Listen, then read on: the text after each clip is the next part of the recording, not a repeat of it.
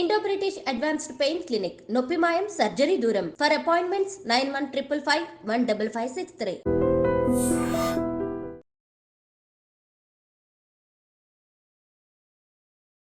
Welcome to iDream media. So farmer cricketer Vinod Kambli గారు hospitalise అయ్యారు. So stroke కారణంగా. So ప్రస్తుత పరిస్థితి ఎలా ఉంది, సో దీని గురించి పూర్తి వివరాలు తెలుసుకుందాం. ఈరోజు మనతో పాటు ఉన్నారు ప్రముఖ న్యూరో సర్జన్ డాక్టర్ రంగనాథం గారు from Aster prime hospital Ameerpet. Doctor గారు నమస్తే. నమస్తే అండి. డాక్టర్ గారు, మనం స్ట్రోక్ గురించి మాట్లాడుతూ ఉంటాము, చాలా మంది దగ్గర వింటూ ఉంటాము, ఇలా హాస్పిటలైజ్ అవ్వడము, రకరకాల ఇష్యూస్ అనేవి వస్తూ ఉంటాయి. అయితే సడన్గా ఈ పక్షవాతం అనే సమస్య ఎందుకు వస్తుంది?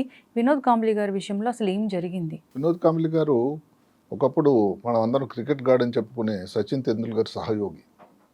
ఇద్దరూ కలిపి 1987లో వారు స్కూల్లో ఉండేవారు, శారదాశ్రమం స్కూల్ అని. అందులో ఒక మ్యాచ్ ఆడారు. అప్పటికి రికార్డు స్కూల్లో 664 రన్నులు ఇద్దరు కలిసి చేశారు. ఇద్దరు 300 చేసి కొంచెం ఎక్కువ ఏదో కాంబ్లీ చేశాడు. ఎంతవరకు అంటే వాళ్ళ ఎవరైతే కోచ్ ఉండేవాడు, ఆయన ఉన్నారు ఇంకా, ఆయన రమాకాంత్ అచ్రేకర్ అని, ఆయన చెప్పాడట అసలు కాంబ్లీ తెందుల్కర్ కంటే ఇంకెక్కువ టెక్నికల్గా ఉన్నాడు అని. తర్వాత జీవితం ఎలా మారిపోయింది చూడండి. 7 టెస్ట్ మ్యాచ్లే ఆడాడు, అందులో 3 డబుల్ సెంచరీలు చేశాడు. అసలు విపరీతమైనటువంటి ఎబిలిటీ ఉన్నదన్నటువంటి పేరు గాంచిన మనిషి, ఈ వ్యక్తి ఎలాగైపోయింది జీవితం అంటే లైఫ్ స్టైల్ మారిపోయింది, ఆరోగ్యం మారిపోయింది. అందుకనే ఏదైతే స్ట్రోక్ అన్నది లైఫ్ స్టైల్ డిజీజ్ కింద వస్తుంది. అంటే ఉదయం లేచి సాయంకాలం వరకు మన దైనందిన జీవితంలో మనం చేసిన పనులు ఉండే ఇబ్బందులు, స్ట్రెస్, వీటన్నిటి మీదుగా ఆధారపడిన జబ్బుల్ని లైఫ్ స్టైల్ డిజీజ్ అంటారు. స్ట్రోక్ కూడా అందులో ఒకటే. ఈ స్ట్రోక్ అన్నది ఆయనకి ఇచ్చిన ఇన్ఫర్మేషన్ ప్రకారం ఏంటంటే ఆయనకి డయాబెటీస్ ఉంది, బ్లడ్ ప్రెషర్ ఉంది, పొట్ట ఎక్కువగా కొలత ఏదైతే అక్కడ ఫ్యాట్ ఎక్కువగా ఉంది, అబ్డామినల్ లైపోజెషన్ అని, ఇలాగ ఇబ్బందులు అంటూ ఉన్నాయి. దానికి తోడు ఆయన పర్సనల్ హ్యాబిట్స్ అయినా కానీ చెప్పక తప్పదు, మద్యం సేవించడం, పొగ త్రాగడం, స్ట్రెస్ ఒకటి. ఎందుకంటే ఒకప్పుడు అంత పేరు ప్రఖ్యాతులు గాంచినటువంటి క్రికెటరు కారణాంతర వల్ల కనుమరుగైపోయాడు. అతని మిత్రుడు, సహయోగి, క్రికెట్ దేవుడిని పేరు పెట్టి పిలుస్తూ ఉంటే అసలు ఇప్పటి తరానికి వినోద్ కాంబ్లీ ఎవరో అని తెలియని పరిస్థితి వచ్చింది. అలాంటి పరిస్థితుల్లో గత శనివారం నాడు అతని మిత్రుడు ఒకటి ఠానేలో ఒక హాస్పిటల్ ఉంటే, ఆయన మిత్రుడి కన్నా ఒక ఫ్యాన్ ఆయన ఫ్రీగా ఇతను వైద్యం చేపిస్తున్నాడు. జరిగింది ఏంటంటే సడన్గా వీక్ అయిపోయాడు, కొంచెం జ్వరం రావడం, కండరాలు నొప్పులు ఇలాంటివి వచ్చి అక్కడ హాస్పిటల్ అడ్మిట్ అయితే స్ట్రోక్ మాదిరి బ్రెయిన్ లోపల కొన్ని రక్తనాళాలు బ్లాక్ అయిపోయినాయి. శరీరంలో ఉండేటువంటి కొన్ని లవణాలు, ఉదాహరణకి పొటాషియము, సోడియం అనేది తక్కువైనాయి అని అక్కడ వచ్చిన సమాచారం. నిన్న ఒక వీడియో ఎక్కడో సోషల్ మీడియాలో చూస్తే మాట్లాడుతున్నాడు ఆయన, కానీ ఆ మాటల ద్వారా స్వచ్ఛత లేదు. అంటే స్పీచ్లో కొంచెం తేడా ఉంది నాకు అనిపించింది. అలాగే కుడికాలు కుడి చెయ్యి వాడిన పద్ధతి ఎడమ కాలు అంత యాక్టివ్గా లేదు. అంటే మెదడు లోపల ఎడమ పక్కన ఏదో ఇబ్బంది వచ్చి ఉంటుంది. అంటే అక్కడ నుంచి సమాచారం లేదు. నేను ఆ వీడియో చూసినటువంటి నాకున్న 42 సంవత్సరాల అనుభవంతో చెప్పిన మాట. ఏమైతేనేమి ఆయన స్పృహలో ఉన్నాడు, మాట్లాడుతున్నాడు అంటేనే అది ఒక విధంగా ప్రమాదం నుంచి బయటపడుతున్నట్టు లెక్క. అయితే మళ్ళీ ఇంకా అవన్నీ నెమ్మది పూర్తిగా రికవర్ అవ్వాలి, మళ్ళీ ఒరిజినల్ దీనిగా దాన్ని నడవగలగాలి. ఆ రోజు వరకు రిస్క్ లేదని మనం చెప్పగలం. ఎందుకంటే ఈ రిస్క్ ఫ్యాక్టర్స్ ఏవైతే ముందు చెప్పుకున్నామో, షుగర్ కానీ, బీపీ కానీ, మిగతా అలవాట్లు కానీ, దాని ప్రభావం చాలా ఎక్కువ ఉంటుంది. ఈ స్ట్రోక్ అని అనుకుంటే భారతదేశంలో చాలా కామన్గా అయిపోయిందండి. అసలు మామూలుగా గుండె జబ్బుల వలన వచ్చేది ప్రమాదం, మరణాలు ఏవైతే జరుగుతున్నాయో ప్రపంచంలోనే దాని సెకండ్ ప్లేసు స్ట్రోక్ల వల్ల రీసెంట్లీ. అవును. ఇప్పుడు ఒక మాట చెప్పుకుంటే మన దేశంలో 1,85,000 మందికి స్ట్రోక్ వస్తున్నాయి సంవత్సరానికి. ప్రతి 40 సెకండ్లకి ఒక స్ట్రోక్ వస్తుంది. ప్రతి 4 నిమిషాలకి ఒక స్ట్రోక్ వలన మరణం సంపాదిస్తుంది. అంటే ఎంత ప్రమాదం చూడండి. అంతేకాకుండా ఈ స్ట్రోక్లో దగ్గర 30% యువత, అంటే 40 సంవత్సరాల లోపల వాళ్ళు వస్తారు. 1 నిమిషం స్ట్రోక్ అంటే ఎందుకంటే గణాంకాలు చెప్తున్నానంటే అందరికీ కూడా తెలియాలి.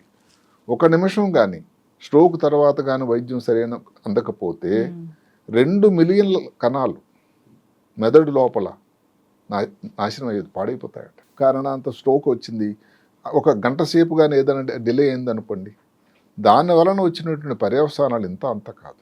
1 గంట కానీ సరైన వైద్యం కానీ అందలేదనుకోండి, దగ్గర ఒక 3 వాటాల్లో 1 వాట వాళ్ళు జీవితాంతం వాళ్ళు అలాగే కాళ్ళు చేతులు పనిచేయకన్నా పెరాలసిస్తూనే ఉంటారు.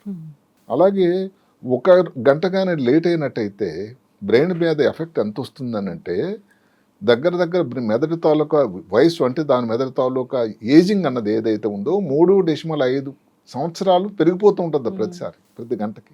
50% మంది స్ట్రోక్ వచ్చిన తర్వాత మొదటి సంవత్సరంలోనే జరిగిపోతారు. అంటే ఇలాంటి గణాంకాలు చెప్పి ఎవరిని భయపెట్టే ప్రయత్నం కాకపోయినా యువతలో స్ట్రోక్ రావడం అన్నది చాలా దయనీయమైన విషయం, చాలా విచారకరం. ఎందుకంటే ఎక్కడైనా ఏ దేశంలో ఉన్నా యువత అన్నది ఆ దేశానికి వెన్నెముక, ప్రాణం.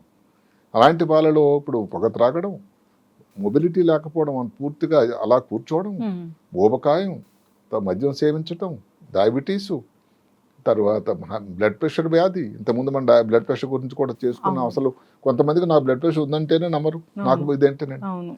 మీరు చూస్తూ ఉంటే ఊబకాయంతో ఉండేటి వాళ్ళు అసలు హైదరాబాద్ నగరంలోనే దూరం ఎందుకు ఎంత ఎక్కువ మంది ఉన్నారు. ఇంకొకటి ఏమిటి విచారకరమైనది ఏమిటి, స్త్రీలలో కూడా ఈ పొగ త్రాగడం ఎక్కువైంది. ఇప్పుడు కారణాలు చూసుకుంటే కొన్ని మన చేతిలో లేని, ఉదాహరణకి కంజంటల్, పుట్టుకతోనే ఎట్లా గుండెలో ఒక చిన్న రంధ్రం ఉంటుంది, పర్సిస్టెంట్ ఫొరామిన్ ఒవేలియన్. అది ఉంటే ఈ రెండు చెడు రక్తం రెండు కలయిక ఉండడం వల్ల కొంచెం ఇబ్బంది ఉంటుంది. దానివల్ల కూడా ఒకసారి స్ట్రోక్ రావడానికి అవకాశం. అది ఎవరి ఇది లేదు. అలాగే రక్తనాళాల్లో కొన్ని తేడాలు ఉంటాయి, అన్యూరిజం అంటాం. అది జనరల్గా మన దేశంలో 50-60 సంవత్సరాల వాళ్ళు వస్తుంది. అంటే రక్తనాళాలు, మెదడులో ఉండే రక్తనాళాలు కాలక్రమేణా నెమ్మది వీక్ అయిపోయి ఒక బుడగలాగా తయారై రప్చర్ అవుతుంది. అది ఒక కారణం. అదే కాకుండా ఎవరికైతే కిడ్నీలో పుట్టినప్పటి నుంచి పాలిసిస్టిక్ కిడ్నీ, అంటే ఒక కిడ్నీ ఉండాల్సిన దానికి 3 చిన్నలాగా ఉంటాయి అవి. అది ఉండే వాళ్ళలో కూడా ఈ బీపీ ఎక్కువ రావడం, వాళ్ళలో కూడా ఇలాంటి హెమరేజ్ రావడం, ఇవన్నది ఎవరి చేతిలో లేనివి, అది పుట్టుకతోనే వచ్చినవి. తర్వాత ఏమిటి, స్త్రీలు పర్టికులర్గా ఎవరైతే నెలసరి ఉండకుండా ఉండడానికి కానీ, పిల్లలు కాకుండా కొన్నాళ్ళు పోస్ట్పోన్ చేయడానికి వాడేటువంటి కాంట్రాసెప్టివ్ పిల్స్ ఏవైతే ఉన్నాయో దాని వలన బీపీ వస్తుంది, దానివల్ల స్ట్రోక్ రావడానికి ఆస్కారం. దానికి తోడు మైగ్రేన్ ఉందనుకోండి, దానికి తోడు స్మోకింగ్ చేశారనుకోండి, అసలు ఇంకా నమ్మశక్యంగా అన్నంత ఇబ్బంది. ఇవన్నీ కొంతవరకు మన చేతుల్లో ఉండగలిగింది. అయితే భారత ప్రభుత్వమే ఏదైతే కాంట్రసెప్టివ్ పిల్స్ అన్నది వేసుకోవచ్చు, తన పీరియడ్స్ని పొడిగించడానికి కానీ, పిల్లల్ని తొందరగా కనకుండా ఉండడానికి పోస్ట్పోన్ చేయడానికి ఒక విధానం అయితే ఉంది. అయితే కొంత శాతం అయితే దానిలో రిస్క్ ఉన్నమాట వాస్తవం. అదే కాకుండా ఈ మధ్యకాలంలో హార్మోన్ రీప్లేస్మెంట్ థెరపీ అని వచ్చింది. అది అమెరికాలో తరచుగా మాట వింటూ ఉంటాం. అదేమిటిది, 45 సంవత్సరాలు అయింది, నెలసరి ఆగిపోయింది, మెనోపాసు, ఆ తర్వాత యాక్టివ్గా ఉండి ఇంకా లైఫ్లో ఉండాలని అనుకున్న ఆలోచన, పర్టికులర్గా ఎవరైతే ఉద్యోగస్తులు వాళ్ళు ఉంటారు స్త్రీలు, అలాంటి వాళ్ళు ఈ కాన్సెప్ట్ వచ్చింది, హార్మోన్ రీప్లేస్మెంట్ థెరపీ అని. ఏదైతే ఓస్ట్రోజన్, ప్రాజెస్టెరాన్ హార్మోన్ల తాలూకు శాతం తగ్గిపోతుందో దాని నిష్పత్తిని పెంచడం అని. మరి దానివల్ల కూడా స్ట్రోక్ వస్తుంది. ఇలాంటి ఇబ్బందులన్నీ ఉన్నాయి. ఇవి ఇప్పుడున్నటువంటి పరిస్థితిని బట్టి ఆయా వ్యక్తులు ఏది ముఖ్యం అన్నది ఆలోచించాల్సిన సమయం కూడా ఉంది. ఏవైతేనేమి స్ట్రోకు అన్నది వస్తే చాలా సింపుల్ పద్ధతి అండి, ఫాస్ట్ అని ఒకటి ఉంది. అంటే ఫాస్ట్గా డయాగ్నోజ్ చేయడం. అది చెప్పడం కూడా ఏమిటి, మీరు ముఖం చూడగానే ఈ ఒక పక్క మూతి వంకరలాగా ఉంటుంది, మూతి లేవడంలా స్ట్రోక్ అవడానికి అవకాశం ఉంది. అంటే మూతి వంకరలాగా అవుతుంది, ఒక పక్క ఏదో ఒక పక్క, అది అబ్జర్వ్ చేస్తే తెలిసిపోతుంది. అలాగే అంటే ఆమ్, అంటే చెయ్యి ఎత్తండి, 2 చేతులు ఇంటి దగ్గర చేయొచ్చు, దీనికి డాక్టర్ కానక్కర్లా, ఒక చేయి కింద పడిపోతుంది. అంటే ఇలా పెడతాము, 2 చేతులు ఒక చేయి కింద పడిపోయింది అనుకోండి, అంటే దీనంత స్టేబుల్ గా లేదు, 2 లేవు. ఏ చెయ్యి అయిపోతుందో దానికి ఆపోజిట్ సైడ్ ఏదేమన్నా స్ట్రోక్ వచ్చిందా అలా చెక్ చేసుకోవచ్చు. ఎస్ అంటే స్పీచ్, ఏదో తత్రపాటు పడుతుంది, అంత ముందుగా చక్కగా ఉండేటువంటి వాయిస్, స్పీచ్ అంత క్లారిటీ లేదు. ఈ 3 ఉన్నాయంటే డాక్టర్ దగ్గరికి వెళ్ళాల్సిన అవసరం అయితే ఉంది. టీ ఏంటి మరి, టైం, అంటే ఎంత తొందరగా డాక్టర్ దగ్గరికి వెళ్తారు. అక్కడ ఒక మాట ఉంది, ఎందుకు అంటే టైమ్ ఈజ్ బ్రెయిన్. స్ట్రోక్ విషయంలో with stroke time last is brain last. అంటే ఎంత టైం మాని కానీ హాస్పిటల్కి వెళ్ళి వైద్యం చేయించుకోవడం లేట్ అయితే అంత బ్రెయిన్, ఇందాక చెప్పినట్టు 1 నిమిషంలో 2 మిలియన్ల కణాలు నశించిపోతున్నాయి.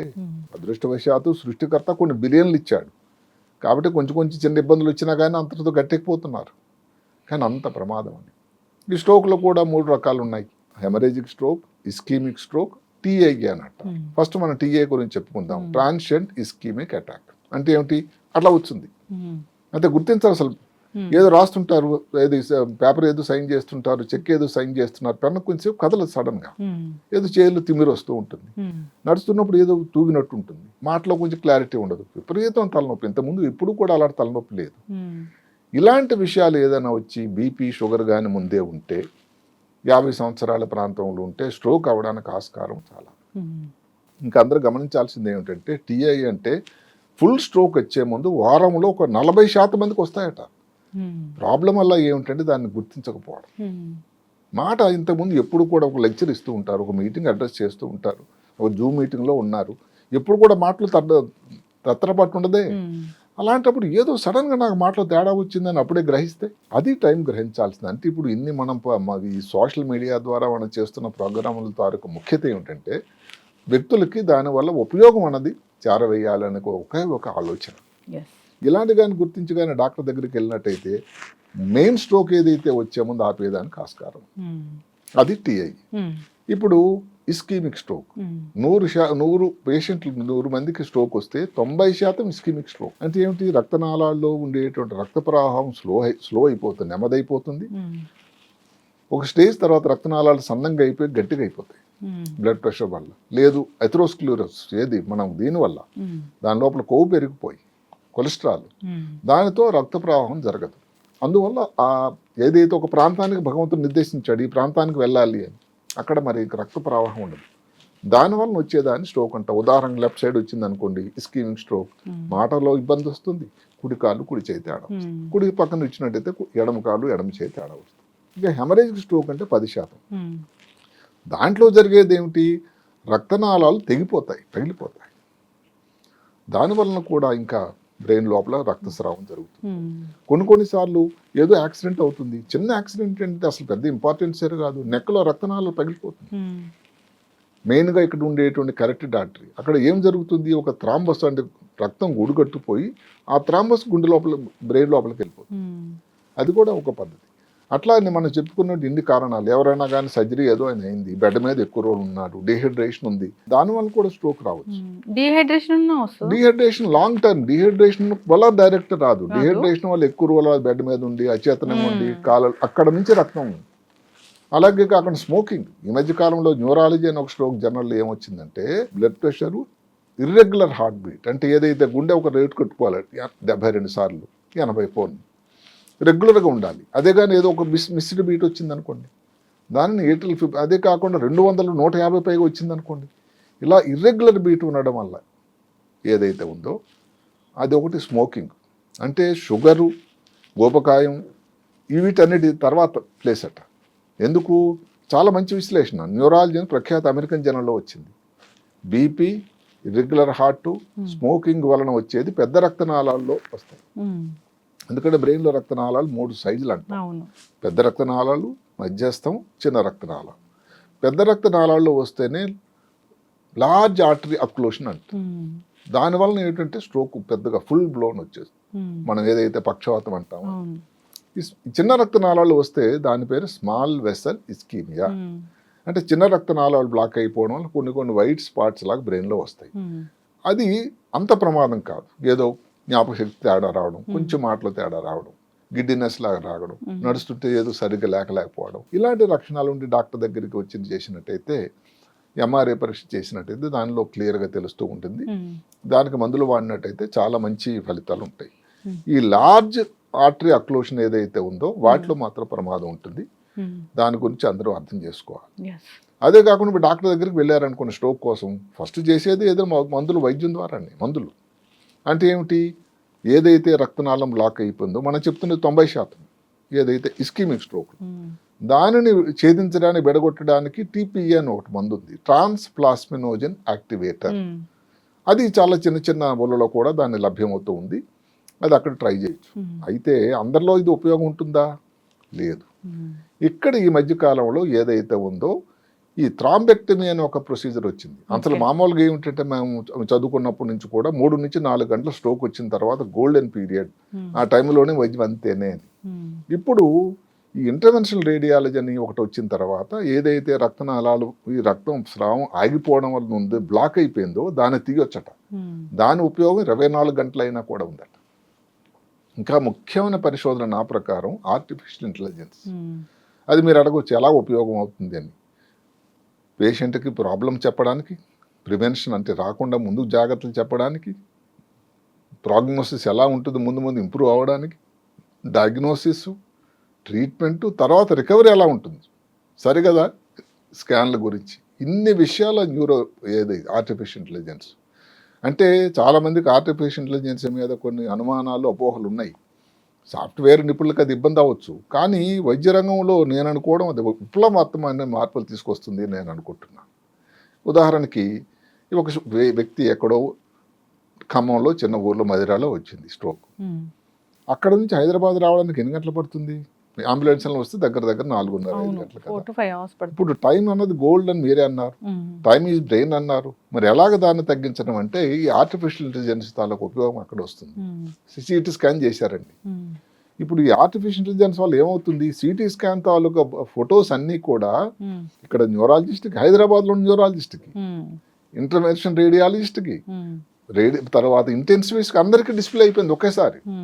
అంటే దానిలో ఏం తెలుస్తుంది, ఇది ఏ రకమైన వైద్యం చేయాలి, ఆపరేషన్ అవసరమేనా, మందులు ఇస్తే సరిపోతుందా, ఈ మందుల అవకాశం ఆ ఊర్లో మదిరలో అవకాశం ఉందా, లేకపోతే దగ్గరలో ఉండేటువంటి ఖమ్మంలో వెళ్ళి చేయించుకోవచ్చునా, లేదు కానీ ఏదైతే మనం చెప్పినటువంటి థ్రాంబెక్టమీ పెద్ద ఆపరేషన్ ప్రొసీజర్ ఏదైతే ఇంటర్వెన్షనల్ రేడియాలజీ ఉందో అది చేయడానికి దగ్గరున్న నగరానికి వెళ్ళవా, హైదరాబాద్ వచ్చినట్టు ఏ ప్లేస్లో దాని తాలూకు దగ్గరలో ఉన్నాయి, ఇన్ని వివరాలు అక్కడ ఉండగానే మదిరలో ఉండగానే ఆ వ్యక్తి తెలిసిపోతుంది.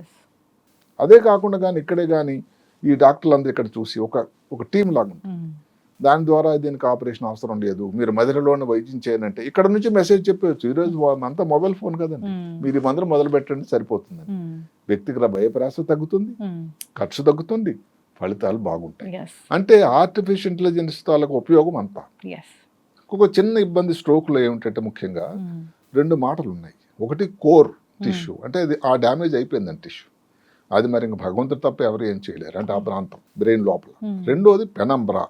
పెనంబ్రా అంటే ప్రతిబింబం లాగా, అది ఒక అవకాశం ఉంది, ఇంకా ప్రయత్నించడానికి ఒక సజీవమైనటువంటి ఒక అవకాశం అయితే ఉంది. ఏమో అలాంటి దగ్గర ఇంపార్టెన్స్ వస్తుంది ఆర్టిఫిషియల్ ఇంటెలిజెన్స్. ఎందుకు, ఎంఆర్ఐలోనే చూసి చెప్పేస్తుందట ఈ భాగం పెనంబ్రా, అంటే దానిలో ఇంకా చావుంది, ఇంకా బాగా అవ్వడానికి అవకాశం ఉంది అని దానికి వైద్యం చేసి సరిపోతుందని చెప్పేటువంటి ఒక ఆలోచన.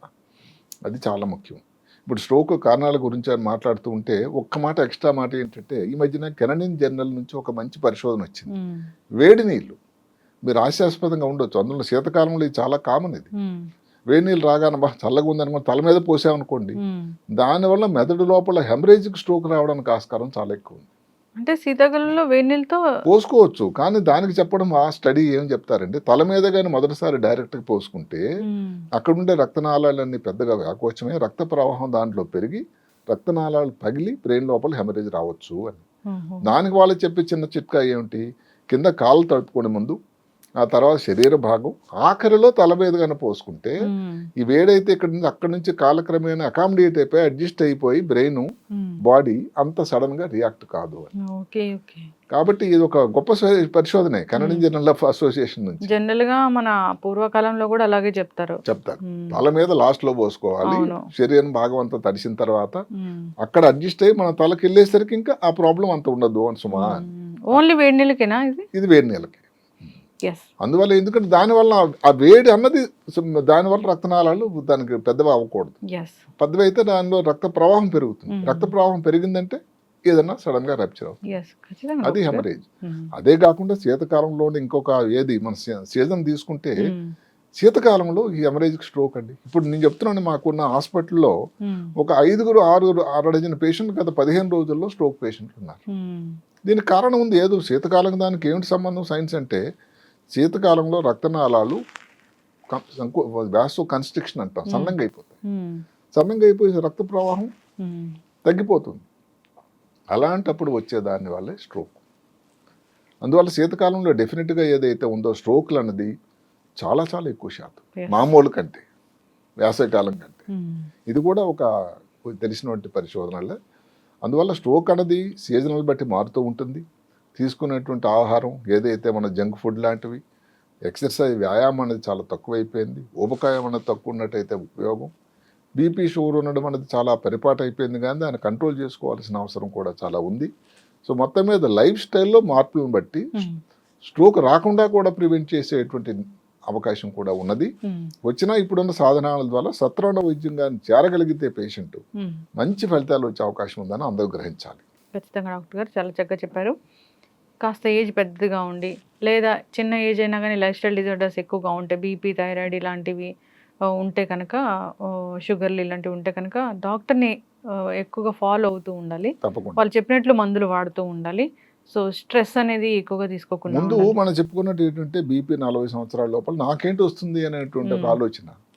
అదే ప్రాబ్లం. అదే కాకుండా డాక్టర్ గారు బీపీ నీకు ఉంది మందులు వేసుకోవాలంటే అసలు సగం ఒక 1/3 మంది మళ్ళీ డాక్టర్ దగ్గరికి కలవరు.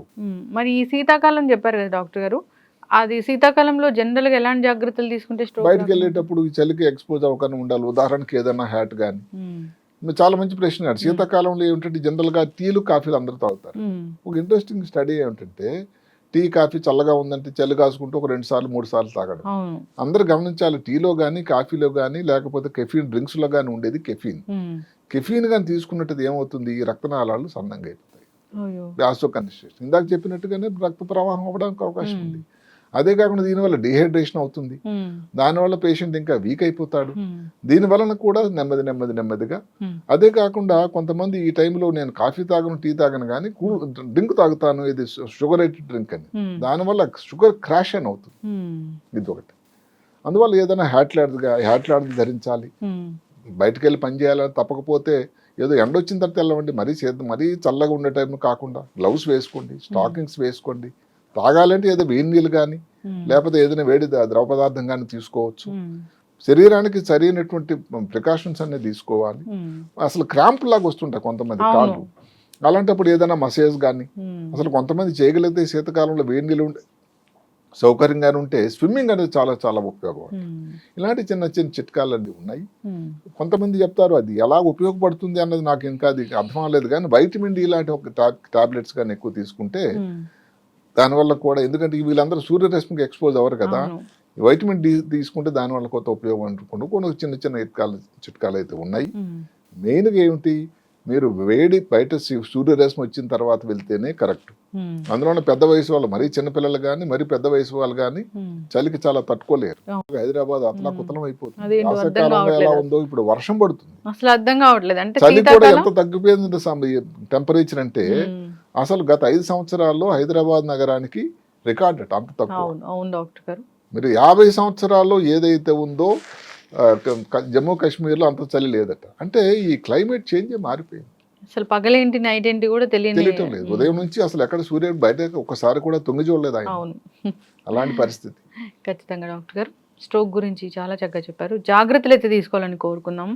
వస్తుందా రాదా అని ఎవరైనా డౌట్ ఉన్న వాళ్ళు ఒకసారి వచ్చి డాక్టర్ని సంప్రదిస్తే అసలు తెలుస్తుంది. అసలు వస్తుందా? మనం చెప్పుకున్నటువంటి TIA మీద అందరూ దృష్టి పెట్టాలి. ఏదో చిన్న తేడా, ఏదో చేతులు ఏదో తిమ్మిరి రావడం, చేతులు రాస్తున్నప్పుడు అంత ఫ్రీగా జరగకపోవడం, మాటలో ఏదైనా తేడా రావడం, విపరీతం తలనొప్పి ఎందుకు వచ్చింది, ఒకసారి చూపించుకోవడం అయితే చాలా ఉపయోగం. కళ్ళు తిరిగినా కానీ చూపించుకోవాలి. అది కూడా బ్రెయిన్ ఇష్యూనే. ఖచ్చితంగా డాక్టర్ గారు చక్కటి ఇన్ఫర్మేషన్ అండి. ధన్యవాదాలు. నమస్తే.